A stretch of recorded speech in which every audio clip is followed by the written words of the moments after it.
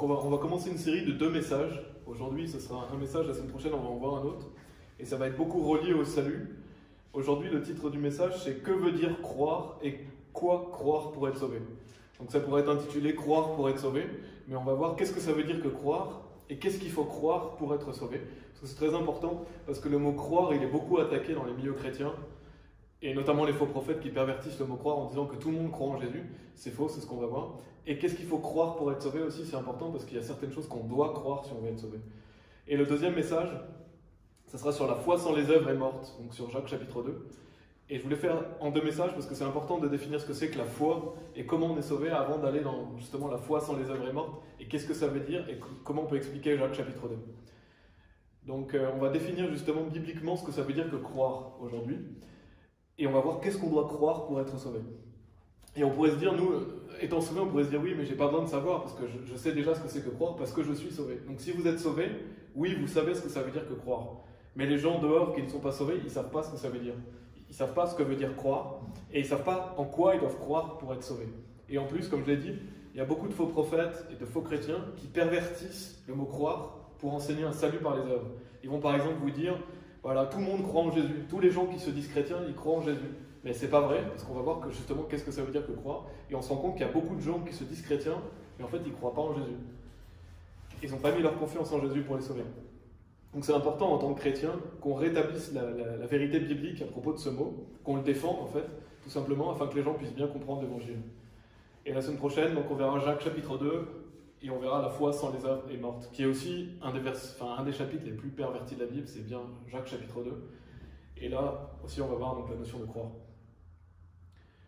Et donc, en tant que personne sauvée, c'est bien aussi d'écouter des sermons là-dessus parce que ça nous aide à peaufiner un peu notre méthode, à ne pas oublier que les gens dehors ne savent pas ce que ça veut dire que croire, à ne pas oublier qu'on doit leur expliquer en quoi ils doivent croire s'ils veulent être sauvés. Et ça, on doit l'expliquer avec la Bible, avec la parole de Dieu. Et je ne sais pas si vous avez déjà fait l'expérience, mais notamment avec les catholiques. Quand vous parlez aux catholiques, si vous leur demandez s'ils croient en Jésus, qu'est-ce qu'ils vont vous répondre? Ils vont dire « Oui, je crois en Jésus ». Et en fait, ils ne savent pas ce que ça veut dire croire. Et vous pouvez demander aux témoins de Jéhovah, aux orthodoxes, tous les gens qui se disent chrétiens, ils vont dire « Moi, je crois en Jésus ». Donc si vous leur dites « Est-ce que vous croyez en Jésus ?» Ils vont dire « Je crois en Jésus ». Il ne faut pas en rester là, parce qu'en fait, ils ne savent pas ce que ça veut dire que croire. C'est pour ça que c'est important de bien définir le mot « croire » et de vérifier en quoi ils croient pour être sauvés. Donc le premier point, c'est qu'est-ce que ça veut dire que croire, et donc qu'est-ce que ça veut dire qu'avoir la foi. Parce que croire et avoir la foi, c'est la même chose. Et dans un dictionnaire, j'ai noté quelques définitions. Une des définitions de croire, c'est avoir confiance en quelqu'un, avoir foi en ses actions, son avenir, ses possibilités. Et une des définitions de la foi, c'est la confiance absolue que l'on met en quelqu'un, en quelque chose. Et ça, ce n'est pas des définitions bibliques, c'est des définitions qu'on trouve, mais je trouve que c'est bien souligné le fait d'avoir confiance en quelqu'un et d'avoir une confiance absolue que l'on met en quelqu'un. Et c'est ça, croire en Jésus-Christ, croire pour le salut, c'est avoir confiance en Jésus-Christ. C'est avoir une confiance absolue en ce qu'il a fait lui. Vous pouvez aller dans Actes chapitre 8. Actes chapitre 8. Donc dans Actes chapitre 8, c'est un passage qu'on a souvent entendu, c'est l'eunuque avec Philippe. Donc Philippe va être envoyé vers l'eunuque pour lui expliquer l'évangile. Mais là, c'est un bon passage pour expliquer aux gens qu'est-ce que ça veut dire que croire. Donc Actes chapitre 8, versets 36 et 37. Donc Philippe va aller vers l'eunuque. Et il est dit, et comme ils continuaient leur chemin, ils vinrent à une certaine eau, et l'eunuque dit, vois, il y a ici de l'eau, qu'est-ce qui m'empêche d'être baptisé? Et Philippe dit, si tu crois de tout ton cœur, tu le peux. Et il répondit et dit, je crois que Jésus-Christ est le Fils de Dieu. Et donc, après avoir annoncé l'évangile, Philippe a annoncé l'évangile à l'eunuque va demander, voir, regarde, il y a ici de l'eau, qu'est-ce qui m'empêche d'être baptisé? Donc en fait, ce qu'est en train de demander l'eunuque, c'est, quelle est l'étape qui me permettrait d'être baptisé? Et quelle est l'étape avant le baptême? C'est le salut. Donc en gros, il est en train de demander le salut. Qu'est-ce qui m'empêche d'être baptisé? Donc comment je peux être sauvé? Et Philippe dit, si tu crois de tout ton cœur, tu le peux. Et il répondit et dit, je crois que Jésus-Christ est le Fils de Dieu. Donc en fait, croire en Jésus-Christ, c'est y croire de tout son cœur. J'aime bien ce verset, parce que ça veut dire avoir complètement confiance en lui. C'est pas seulement croire qu'il existe, c'est pas seulement croire qu'il fait une partie de ce que j'ai besoin pour aller au paradis, mais c'est y croire de tout son cœur. En fait, pour être sauvé, il faut mettre sa confiance à 100% à ce qu'a fait Jésus-Christ pour nous, et pas un peu en lui, un peu en nous. C'est pas simplement croire qu'il existe ou qu'il fait partie de notre salut, mais c'est y croire de tout son cœur. Et bien sûr, c'est important de souligner que c'est pas la taille de notre foi qui est importante.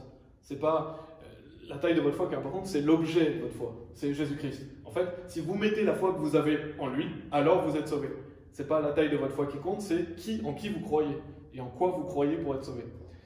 Et Psaume chapitre 13, verset 5 nous dit « Mais je me suis confié en ta miséricorde, mon cœur se réjouira en ton salut. » Donc une autre définition de croire, c'est de se confier en. Donc c'est se confier en ce qu'a fait Jésus-Christ pour nous sauver. Donc c'est avoir confiance, se confier en. Et dans Hébreux chapitre 4, verset 10, je vais simplement le mentionner, il est dit « Car celui qui est entré dans son repos, il a aussi cessé de faire ses propres œuvres comme Dieu a fait les siennes. » Donc pour être sauvé, il faut rentrer dans le repos de Dieu. Entrer dans le repos de Dieu, c'est en croyant en Jésus-Christ. Jésus-Christ, c'est notre sabbat, c'est notre repos. Donc c'est se reposer sur lui. Et pour se reposer sur Dieu, il faut cesser de faire ses propres œuvres. Donc il faut arrêter de croire dans ses propres actions, arrêter de croire dans sa bonté ou sa pratique religieuse, afin de croire en ce qu'a fait Jésus-Christ, se reposer sur ce qu'il a fait lui. Et ça, c'est un terme que j'aime beaucoup, parce que quand on comprend que c'est se reposer sur, ça montre toute l'ampleur du mot croire. C'est vraiment avoir confiance en ce qu'il a fait lui, pas en nous-mêmes. Et c'est donc se reposer sur ce qu'a fait Jésus-Christ. Si on se repose sur Jésus-Christ, alors on est en paix avec Dieu. Dieu nous donne l'assurance d'aller au paradis. Dans Romains chapitre 5, verset 1, il est dit « Par conséquent, étant justifiés par la foi, nous avons la paix avec Dieu par le moyen de notre Seigneur Jésus-Christ. » Donc quand vous croyez en Jésus-Christ, vous êtes justifiés par la foi, vous êtes en paix avec Dieu. Parce que Dieu pardonne vos péchés, vous êtes en Jésus-Christ, donc la paix est assurée en Jésus-Christ. Vous pouvez aller dans Romains chapitre 4, si vous voulez. Romains chapitre 4. Donc le mot croire, ça veut dire avoir confiance, ça veut dire compter sur, ça veut dire se reposer sur. C'est des termes que vous pouvez expliquer aux gens. Voilà, croire en Jésus-Christ, c'est avoir confiance en lui, se reposer sur lui, compter sur lui. Parce que le mot croire, les gens ne comprennent pas vraiment ce que ça veut dire.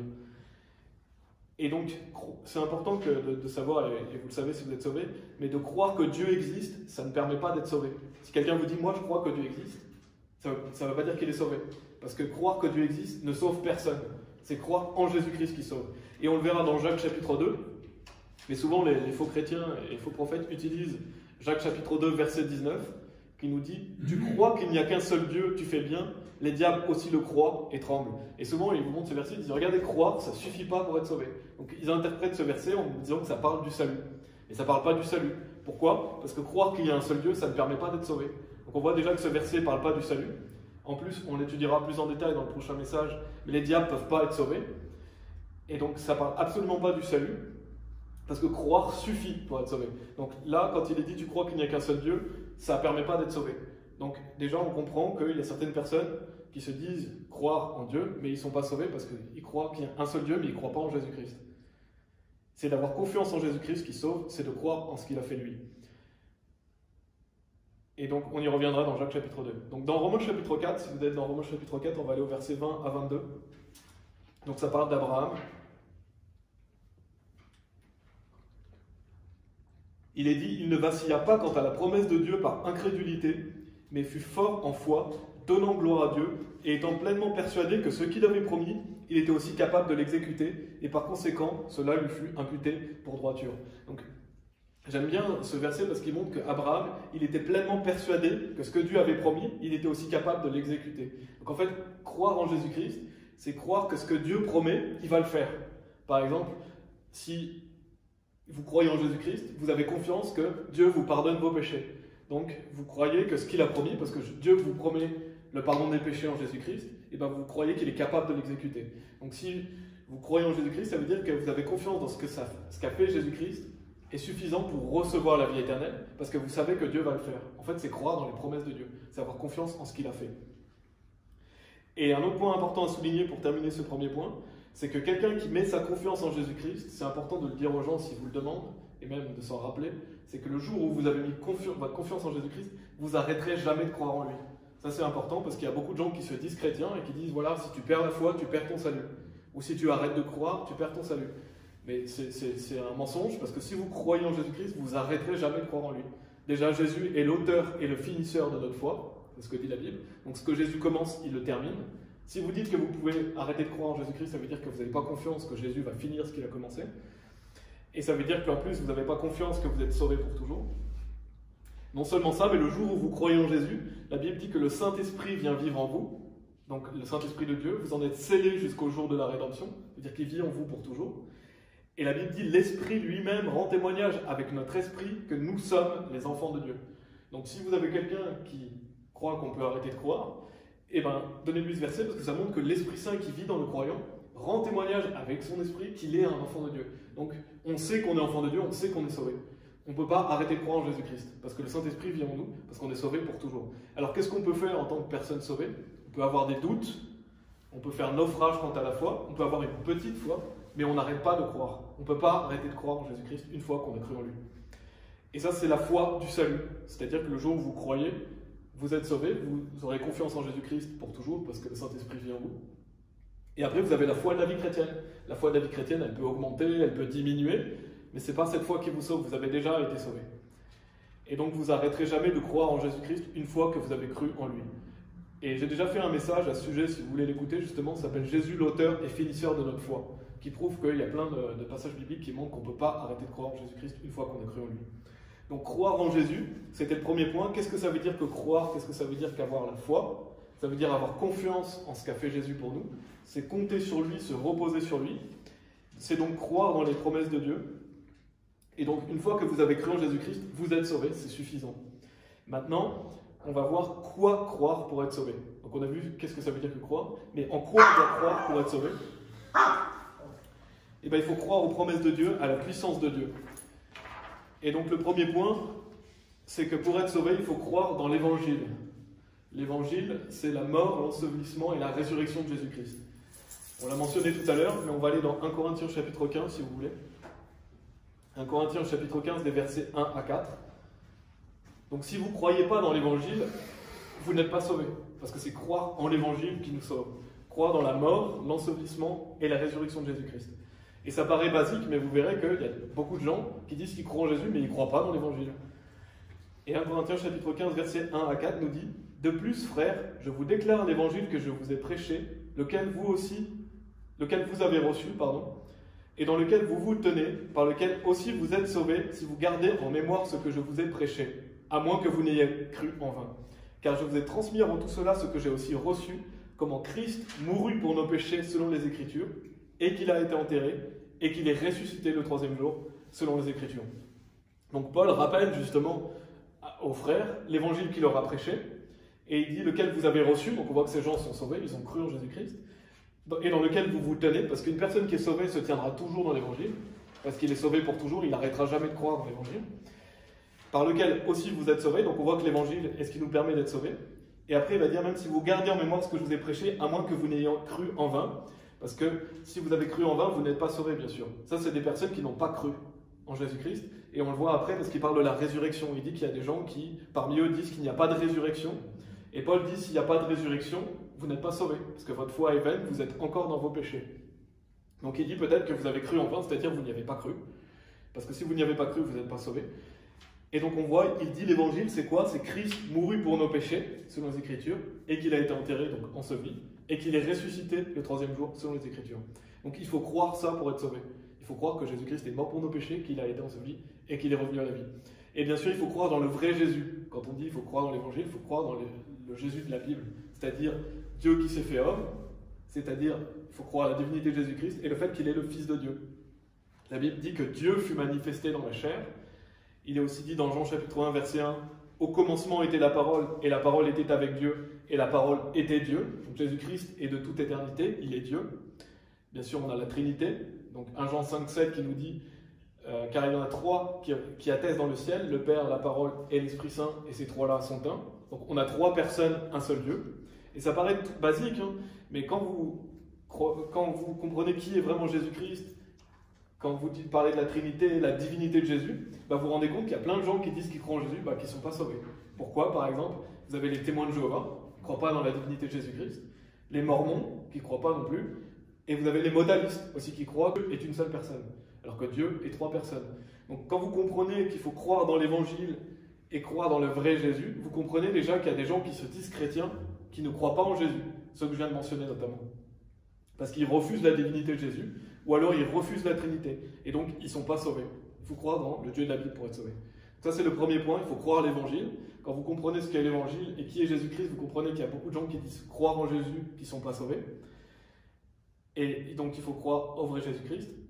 Et aussi croire en Jésus, croire pour être sauvé. Il faut croire que le salut est seulement par la foi et pas par les œuvres. Et là aussi, c'est un gros point, parce que beaucoup de gens croient qu'il faut avoir la foi plus les œuvres. On a plein de versets qui montrent que c'est par la foi et que c'est pas par les œuvres.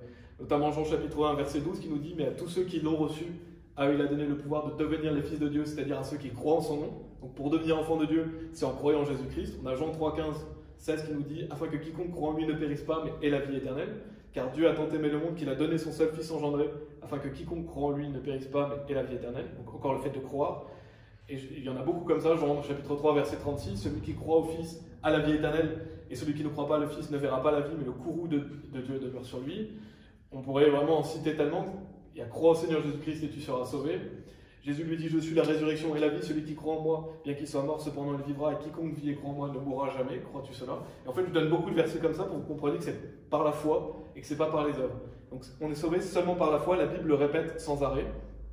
Et on a même des versets qui montrent que la foi, pour être sauvé, c'est sans les œuvres. Romains 4, verset 5, par exemple, qui nous dit « Mais pour celui qui n'œuvre pas, mais qui croit en celui qui justifie l'impie, sa foi lui est comptée pour droiture. » Bien sûr, on a Éphésiens chapitre 2, versets 8 et 9, qui nous dit à la fin « Non des œuvres, afin qu'aucun homme ne se vante. » On a Romains 3, 28, qui nous dit « Par conséquent, nous concluons qu'un homme est justifié par la foi sans les actions de la loi. » Tite chapitre 3, verset 5 « Non par les œuvres de droiture que nous avons faites, mais selon sa miséricorde, il nous sauva, par le lavage de la régénération et le renouvellement de l'Esprit Saint. » Donc on a beaucoup de versets qui montrent que croire sauve et que croire en Jésus-Christ est suffisant et qu'il ne faut rajouter aucune œuvre.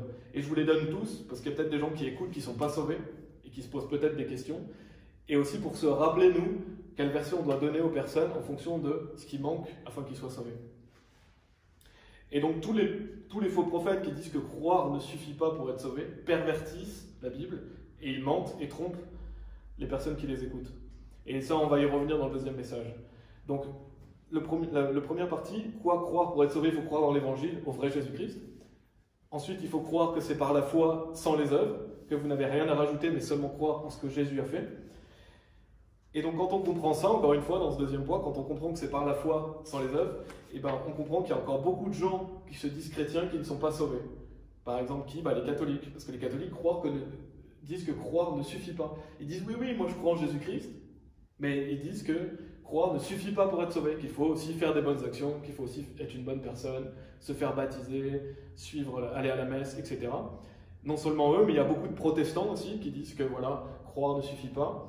Il y a les orthodoxes, les amish, etc., qui mélangent la foi et les œuvres, qui sont donc non sauvés, qui disent qu'ils croient en Jésus-Christ, mais qui ne sont pas sauvés, parce qu'ils n'ont pas confiance en Jésus-Christ. On va aller dans Matthieu chapitre 7 aussi, qui est un des passages les plus pervertis aussi, qui est souvent utilisé par les faux prophètes. On a Jacques chapitre 2, Matthieu chapitre 7, Matthieu chapitre 25 aussi, qui réutilisent souvent. Et on va expliquer les versets 21 à 23. Matthieu chapitre 7, versets 21 à 23. Où il est dit « Ce n'est pas quiconque me dit Seigneur, Seigneur qui entrera dans le royaume du ciel, mais celui qui fait la volonté de mon Père qui est au ciel. Beaucoup me diront ce jour-là, Seigneur, Seigneur, n'avons-nous pas prophétisé en ton nom, et chassé les diables en ton nom, et fait beaucoup d'œuvres merveilleuses en ton nom? Et alors je leur déclarerai, je ne vous ai jamais connu, retirez-vous de moi, vous qui pratiquez l'iniquité. » Et donc, les faux prophètes utilisent souvent ça. Ils disent, regardez, ça ne suffit pas de croire, parce que ces gens, ils disent Seigneur, Seigneur, ils croient en Jésus, mais Jésus va leur dire, je ne vous ai pas connu, et donc ces gens-là vont aller en enfer. Donc ils disent que des gens qui croient en Jésus peuvent quand même aller en enfer, comme si ça parlait de personnes sauvées. Mais en fait, ça ne parle pas de personnes sauvées. Ces personnes-là ne disent pas, Seigneur, je crois en toi, pourquoi je ne suis pas sauvé? Ces personnes-là, ils disent quoi? Seigneur, Seigneur, et ils mettent en avant quoi? Leurs œuvres. N'avons-nous pas prophétisé en ton nom, et chassé les diables en ton nom, et fait beaucoup d'œuvres merveilleuses en ton nom? Donc c'est des gens qui se présentent devant Dieu en disant, regarde tout ce que j'ai fait, je mérite d'aller au paradis. Et qu'est-ce que va dire Jésus? Je ne vous ai jamais connu, retirez-vous de moi, vous qui pratiquez l'iniquité. Parce que ces gens-là font leurs œuvres pour être sauvés. Donc c'est comme un vêtement souillé devant Dieu, ça vaut rien. Et c'est ce que Jésus leur dit. Ils essayent d'être sauvés par leurs propres moyens, ils essayent d'être sauvés par leurs œuvres. Et donc quand il est dit Seigneur, Seigneur, ce n'est pas des gens qui croient en Jésus-Christ, c'est des gens qui croient dans leurs bonnes actions, qui croient être assez bons pour mériter le paradis. Parce que Jésus leur dit même, celui qui fait la volonté de mon Père. Et c'est quoi justement la volonté de mon Père? On le voit dans Jean chapitre 6, au verset 39 et 40. qui nous montre que la volonté du Père, c'est que vous croyez en Jésus-Christ pour avoir la vie éternelle. Donc Jésus-Christ est clair, la volonté de Dieu, c'est que vous croyez en lui, c'est pas que vous croyez en vous-même, c'est pas que vous ayez confiance dans votre bonne personne ou dans vos bonnes actions. Et bien sûr, dans Jean chapitre 10, versets 27 et 28, il est dit aussi « Mes moutons ou mes brebis entendent ma voix, et je les connais, et ils me suivent, et je leur donne la vie éternelle, et ils ne périront jamais, et aucun homme ne les ravira de ma main. » Ça, c'est des bons versets pour montrer que le salut est pour toujours, parce que Dieu montre de plusieurs façons différentes qu'on ne peut pas perdre son salut. Il donne la vie éternelle. On ne périra jamais quand on croit en lui, c'est-à-dire qu'on ne peut plus jamais aller en enfer. Et aucun homme ne les ravira de ma main, donc vous êtes dans la main de Dieu, et personne ne peut vous enlever de cette main. Vous avez l'assurance d'aller au paradis. Et donc, ce que je voulais souligner, c'est qu'il est dit « Mes moutons entendent ma voix et je les connais. » Donc, Dieu connaît ce qui lui appartient. Une fois que vous avez cru en Jésus-Christ, il vous connaît. Et est-ce que vous pouvez dire à quelqu'un que vous connaissez que vous ne l'avez jamais connu? Non, c'est impossible, ce serait un mensonge. Si par exemple, je rencontre quelqu'un dans la rue, que je connais déjà, et je lui dis « Ah, je t'ai jamais connu. » Je serais en train de lui mentir. Et bien, quand Jésus dit « Retirez-vous de moi », quand il dit « Je ne vous ai jamais connu », il ne parle pas à des gens qu'il connaissait déjà, parce qu'il ne pourrait pas leur dire qu'il ne les a jamais connus. Donc là, il parle à des gens sauvés. Quand il dit « Je vous connais », c'est des gens sauvés. « Je ne vous ai jamais connus », c'est des gens qui n'ont jamais été connus. Jésus les a jamais connus parce qu'ils n'ont jamais cru en lui. Et donc ça enlève tout doute possible sur qui sont ces personnes. Ce sont des personnes non connues de Dieu, ce sont des personnes non sauvées. Si vous êtes connus de Dieu pour l'éternité. Donc Matthieu chapitre 7, c'est des personnes qui croient dans leurs bonnes actions.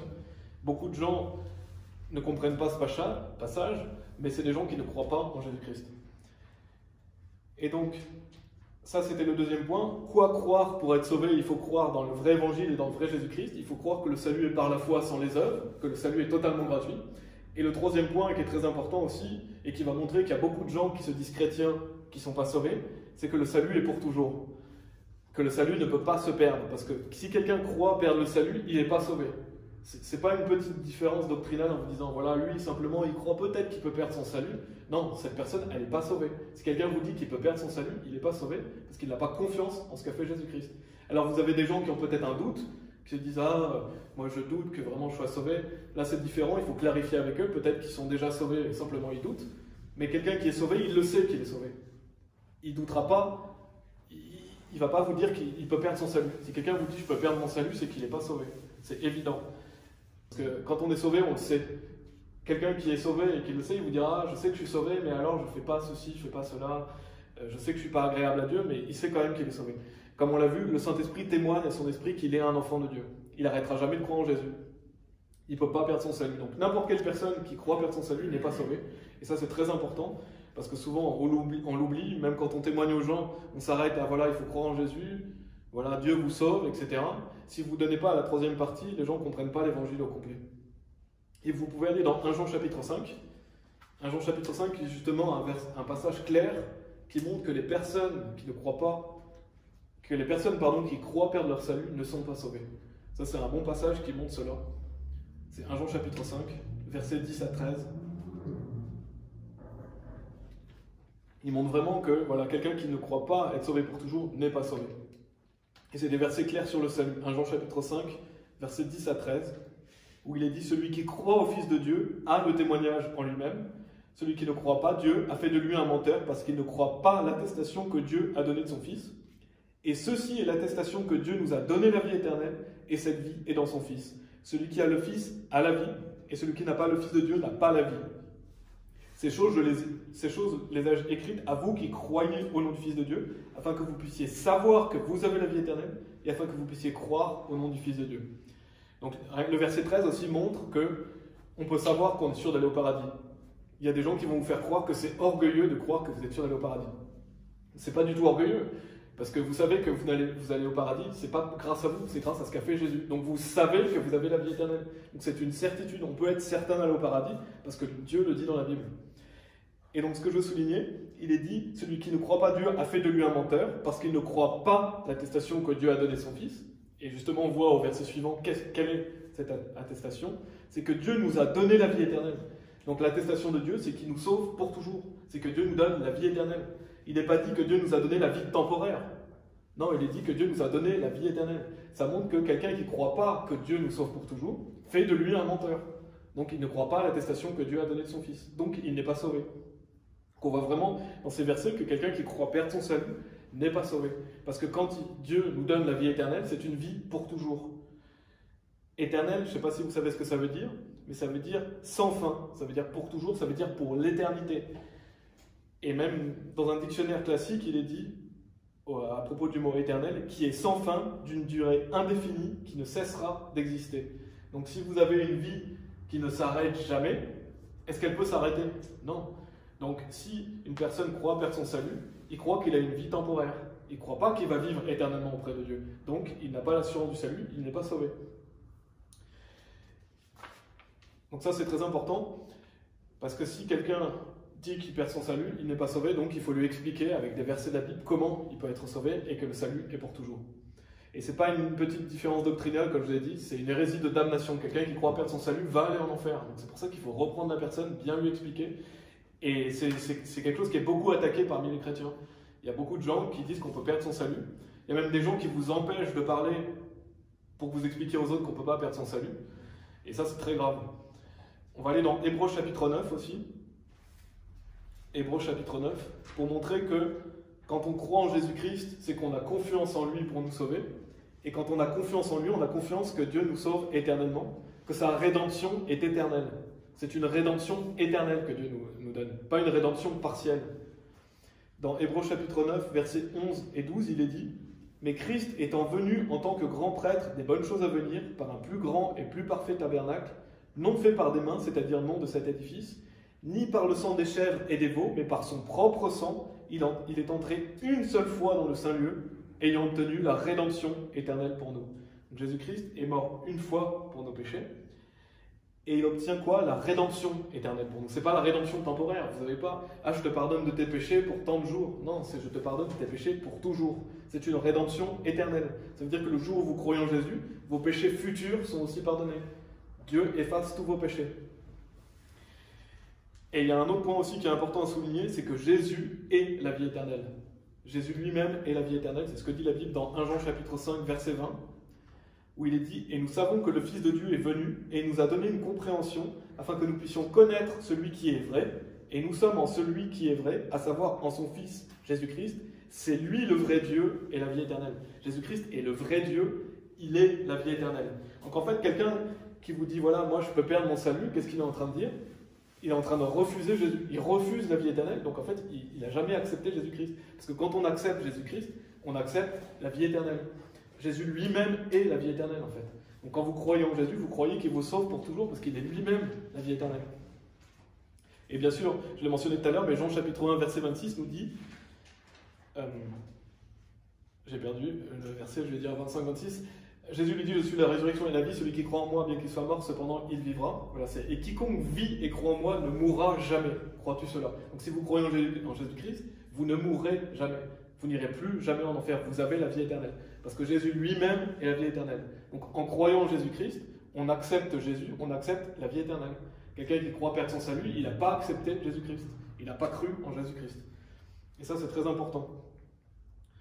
Et dans Jean chapitre 6, verset 39, il est dit « Et ceci est la volonté du Père qui m'a envoyé, que je ne perde rien de tout ce qu'il m'a donné, mais que je le ressuscite au dernier jour. » Donc la volonté du Père, c'est que Jésus-Christ ne perde rien de tout ce qu'il lui a donné.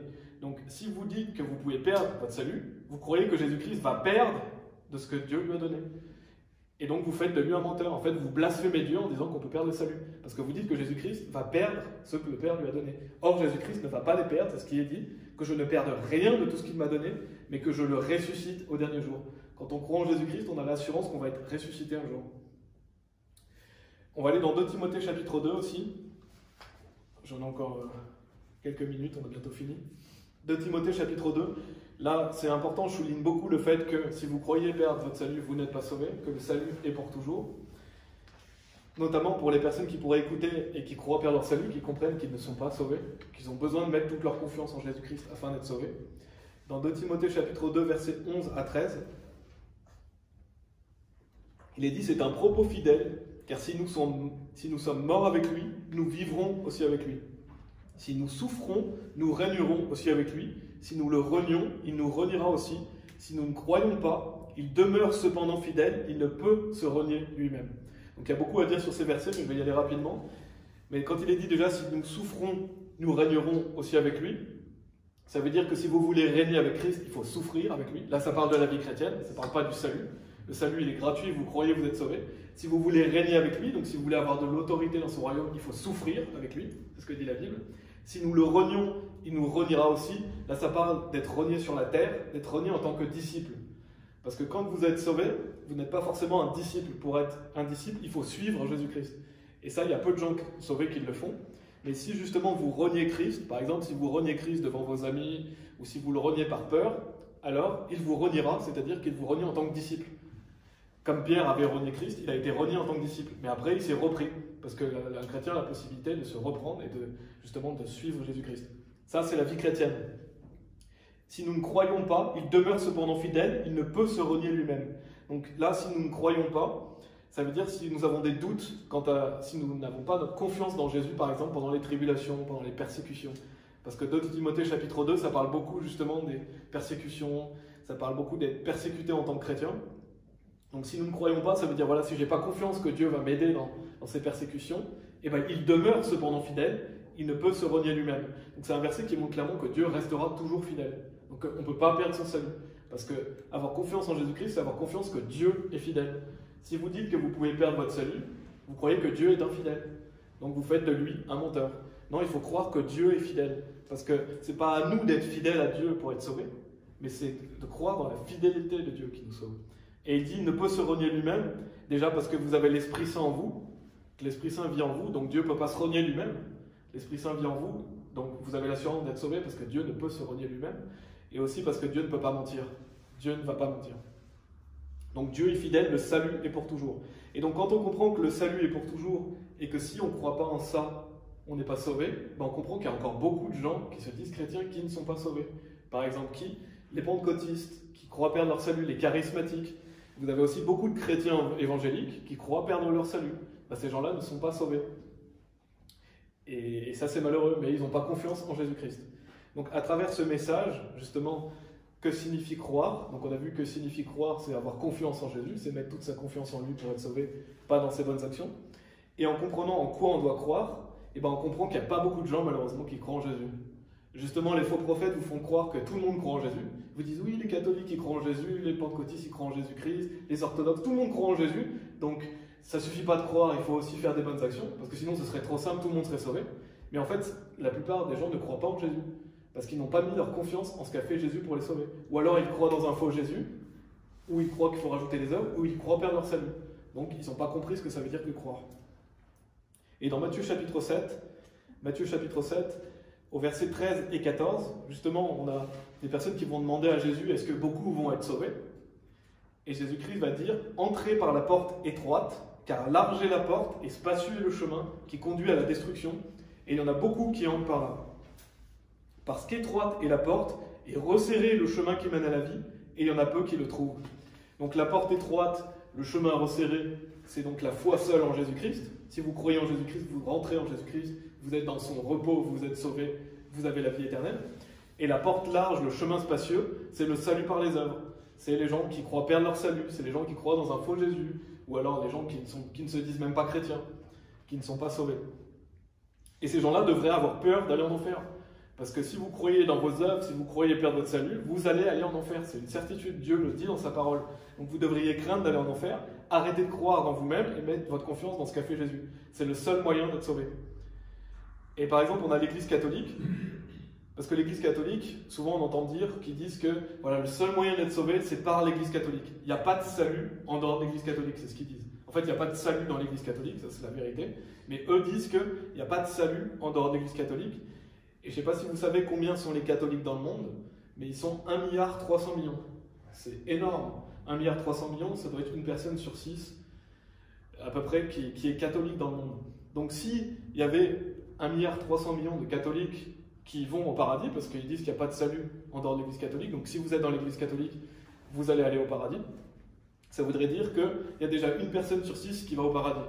Et donc ça voudrait dire que ce qu'a dit Jésus est faux, parce qu'il dit qu'il y en a peu qui vont être sauvés. Là, il y en aurait beaucoup. Donc ça montre, encore une fois, qu'à travers les paroles de Jésus, on voit que les catholiques, ils ne croient pas en Jésus-Christ. Et c'est malheureux, justement, il faut leur expliquer qu'est-ce que ça veut dire que croire, afin qu'ils puissent avoir justement l'opportunité de croire en Jésus-Christ. Donc tous les faux prophètes qui vous trompent et vous mentent en disant que croire ça suffit pas, ou alors qu'on peut perdre le salut, c'est un mensonge. Et ils damnent des gens à l'enfer, parce que les personnes qui ne croient pas en ça sont condamnées à l'enfer. Ils pervertissent le mot croire. Et pour terminer, on va aller dans Apocalypse chapitre 22. C'est la dernière écriture où on va. Apocalypse chapitre 22 au verset 17. La semaine prochaine, on verra justement qu'est-ce que ça veut dire que la foi sans les œuvres est morte.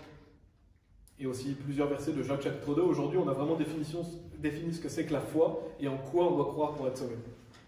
Apocalypse chapitre 22, verset 17, il est dit « Et l'esprit et l'épouse disent viens, et que celui qui entend dise viens, et que celui qui a soif vienne, et quiconque le veut, qu'il prenne de l'eau de vie gratuitement. » J'aime beaucoup ce verset, parce que Dieu déjà veut sauver tout le monde, il le dit « quiconque le veut », c'est pas juste un groupe d'élus, non, c'est « quiconque le veut », tous les hommes ont une chance d'être sauvés, qu'ils prennent de l'eau de vie gratuitement. Donc ça montre la simplicité du salut, il suffit de prendre cette eau de vie, il suffit de boire cette eau de vie qui est Jésus-Christ, en croyant en lui, et donc c'est gratuit. Et croire, c'est gratuit. Quand vous croyez, c'est gratuit. Ça ne demande pas d'effort, ça ne demande pas de faire des œuvres. En fait, tous les hommes sont nés avec la capacité de croire. On croit tous en quelque chose. Et justement, le calvinisme est un mensonge parce qu'ils disent que certaines personnes ne peuvent pas croire en Jésus-Christ, en fait. C'est un groupe d'élus qui peut croire en Jésus-Christ. Donc en fait, ils disent que ces gens-là, Dieu les a créés afin qu'ils croient dans des mensonges. Ils n'ont même pas le choix en fait de croire dans la vérité. Donc ça, c'est vraiment pervertir la notion de Dieu, de qui il est vraiment. Parce que tout le monde a la possibilité de croire. On est tous avec cette possibilité de croire en quelque chose. Et il suffit de croire dans la vérité pour être sauvé. Et là, on boit de cette eau de vie gratuitement. Donc il suffit de croire en Jésus-Christ, il suffit de mettre sa confiance en lui pour être sauvé, pour avoir l'assurance d'aller au paradis et rentrer dans le repos de Dieu. Donc ça, c'est très important de l'expliquer aux gens. Qu'est-ce que ça veut dire que croire et en quoi on doit croire pour être sauvé et la simplicité de l'évangile, de défendre la simplicité de l'évangile. Voilà, on va terminer par la prière.